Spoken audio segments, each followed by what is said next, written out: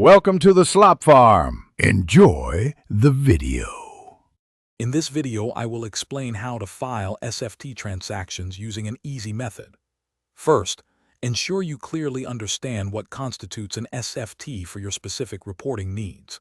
Next, gather all required documents, such as transaction confirmations and counterparty details, to streamline the process.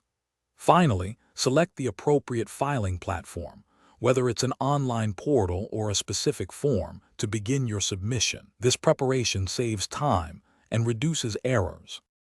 Once prepared, focus on the essential details. Clearly identify the specific type of SFT, like a repurchase agreement or securities lending, and all involved parties. Accurately confirm the transaction's monetary amount and the exact date it was executed.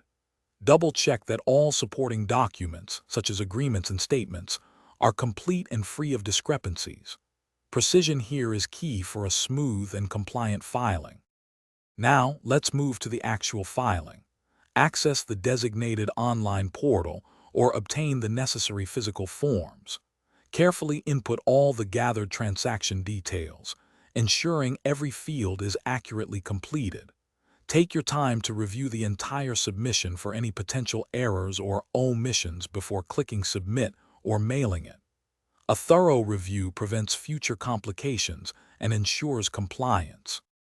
After successfully filing your SFT transaction, remember to keep a digital or physical copy of your submission for your records. This is crucial for future reference or audits.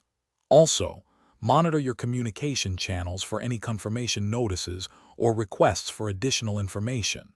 Staying vigilant ensures everything is processed correctly. And hey, while you're organizing, check the description for a link to some fantastic leak-proof containers for easy meal prep, plus other great deals. Thanks for watching. Consider subscribing if we helped you today.